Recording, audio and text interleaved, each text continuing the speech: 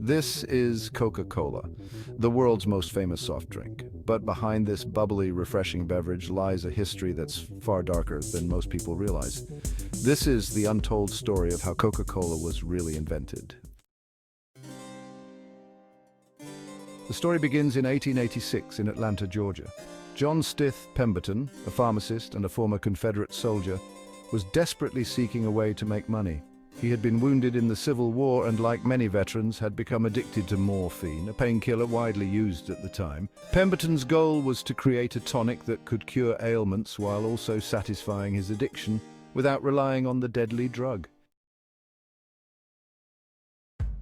In search of a solution, he began experimenting with different ingredients, eventually concocting a syrup made from coca leaf extract, yes, the same leaf used to make cocaine, and cola nut, a caffeine-rich fruit.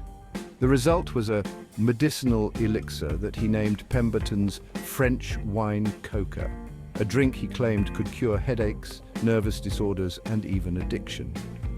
But there's more to this story than just a creative pharmacist trying to make ends meet. At the time, coca leaves were widely used in tonics and medicines, and yes, they contained actual cocaine. In fact, one of the main selling points of Pemberton's original recipe was that it provided the benefits of cocaine, which was seen as a wonder drug during the 19th century. People believed it could boost energy, reduce anxiety, and even cure depression. Pemberton wasn't shy about promoting this aspect. His advertisements boasted that his drink contained the nerve-stimulant properties of the coca plant. What many people don't know is that the original Coca-Cola recipe actually contained about 9 milligrams of cocaine per serving. That's not a lot by today's standards, but it was enough to make people feel energized and euphoric after drinking it. And while today's Coca-Cola is drug-free, the early versions were basically legal liquid cocaine mixed with caffeine and sugar. But this was just the beginning. In 1886, a major change occurred that would alter the course of Coca-Cola forever. Atlanta passed a law prohibiting the sale of alcohol, and Pemberton's wine-based tonic could no longer be sold legally. Desperate, he reformulated his drink, removing the alcohol and focusing even more on the coca leaf. This new non-alcoholic version was sold at soda fountains as a temperance drink, something that could be enjoyed by people who didn't consume alcohol but still wanted a stimulant. And it worked. Coca-Cola's popularity began to rise, but Pemberton's financial situation didn't improve. His health was failing, and he was drowning in debt from his addiction. Eventually, Pemberton sold the rights to his drink to a businessman named Asa Candler for just $1,750, a decision that would haunt his family for generations. Candler would go on to turn Coca-Cola into a massive business empire. But Pemberton, the man who invented the drink, died penniless just 2 years later, never knowing the true success his creation would achieve. As Coca-Cola grew into a global sensation, its dark origin story started to fade away, intentionally buried by its corporate handlers.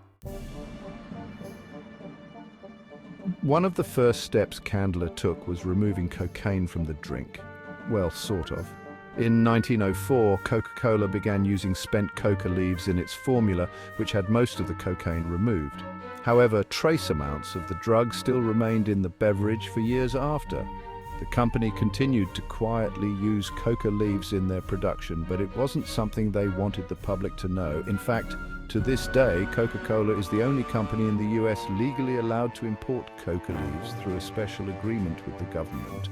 The cocaine is removed, but the company keeps the coca leaf extract as part of the secret formula that gives Coca-Cola its distinctive flavor. It wasn't until 1929 that the drink was finally completely cocaine-free. But by then, Coca-Cola had already achieved worldwide fame, and the brand carefully controlled the narrative about its history. By the mid-20th century, Coca-Cola was no longer a mere medicinal tonic. It had become a symbol of American culture. The drink was everywhere, from soda fountains to grocery store shelves, and it was marketed as the all-American beverage.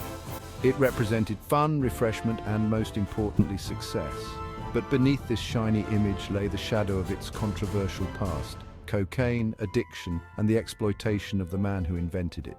Today, Coca-Cola is worth billions of dollars, and its logo is one of the most recognizable symbols in the world. But the story of John Pemberton, the pharmacist who created the drink out of desperation and addiction, is often overlooked. So what's the legacy of Coca-Cola?